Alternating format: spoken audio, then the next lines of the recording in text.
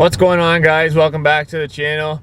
It's a pretty crappy, gloomy, rainy day here, but it is Saturday morning. If you guys don't know, me and my brother work during the week as mechanics, and on the weekends we do a bunch of side work.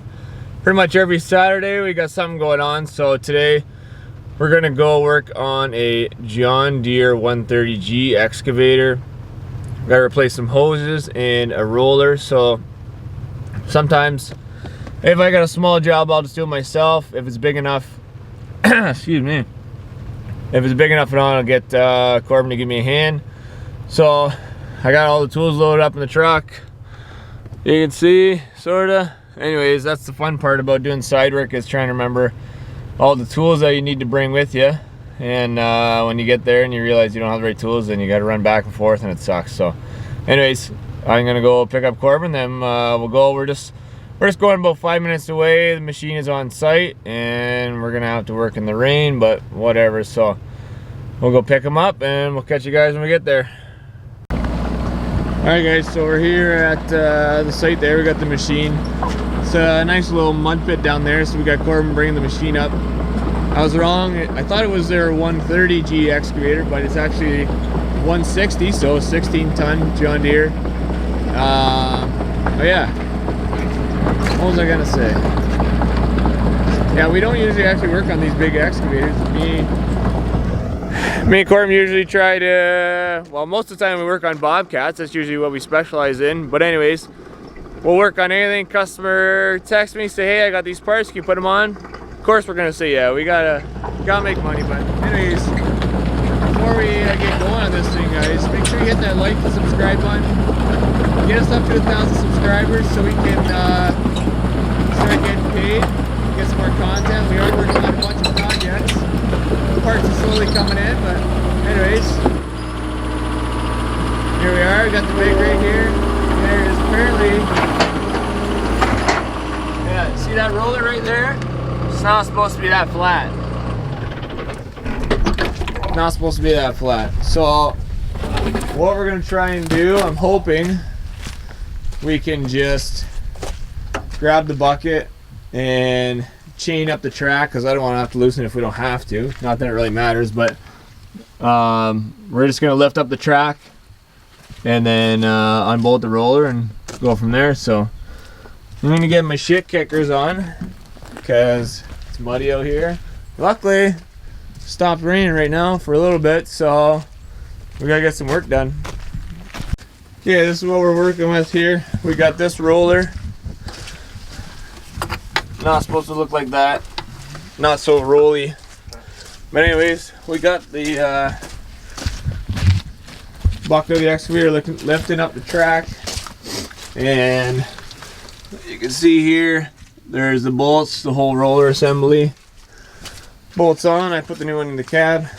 So Corbin's just working on loosening the track tension. Here's your tension cylinder, and all you gotta do is take that fitting out, let all the grease in. So we're hoping we just with the bucket pulling up on the track, that'll loosen the tension enough to get the old roller out and the new one in.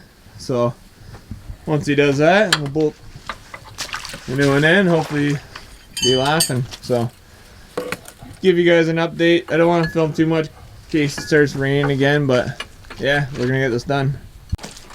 Okay, we revised our setup here. We came somewhat prepared. We loosened off the track tension. We got the chain around the track. Use the machine, lift it up. So Corbin's working on getting this roller out. Got me doing the grunt work, eh, buddy? The apprentice.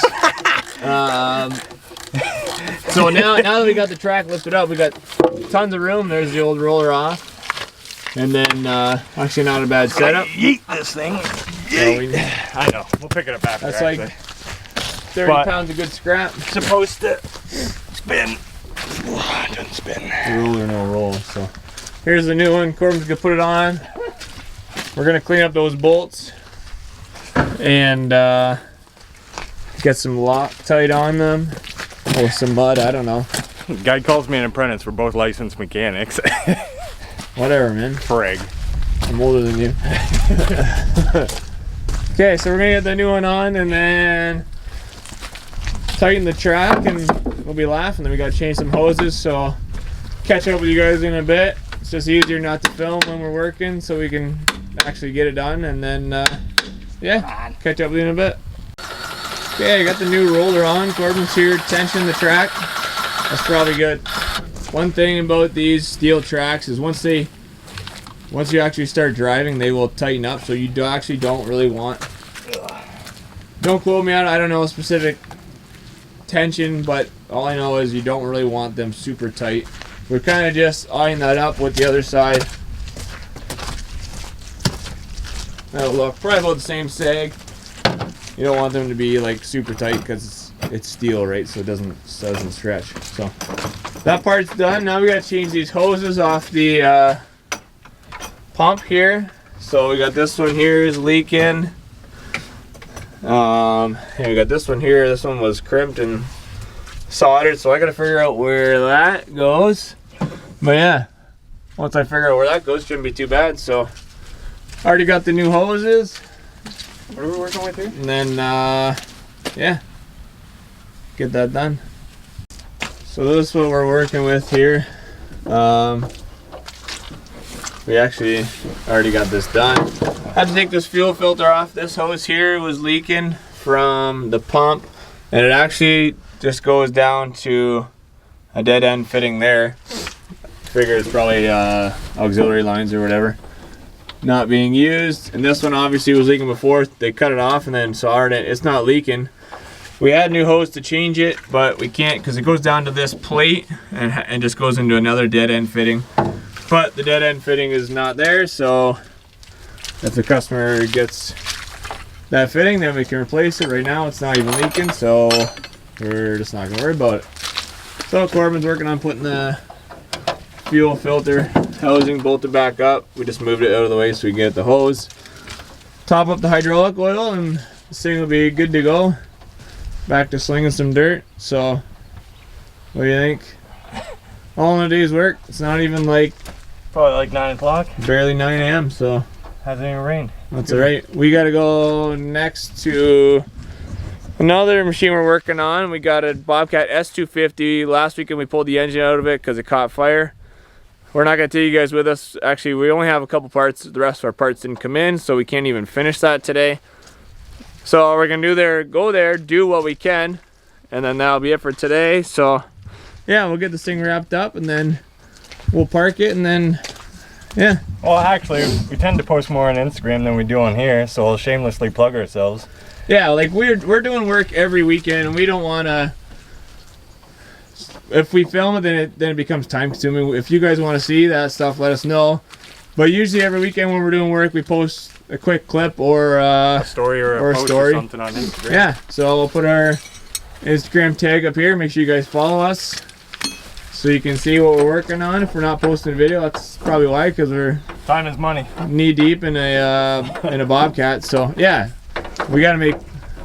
Well, we get paid by the hour, so we can charge more if we take longer. But customers there watching us and shooting the shit. He doesn't want us to be filming and whatnot. It just takes longer. So and we got other stuff to do. So that's why we haven't been putting out too many videos. So anyways, we're gonna finish this thing up, park it, and on to the next one. Alright guys, that's gonna be it for this video. We got this thing all fixed up. She's ready to go back to work on Monday. So we got the new hoses on there and new roller on. She's all fixed up. So that's gonna be it for this video, guys. We'll catch you in the next one. Make sure you like, subscribe, turn the notification on.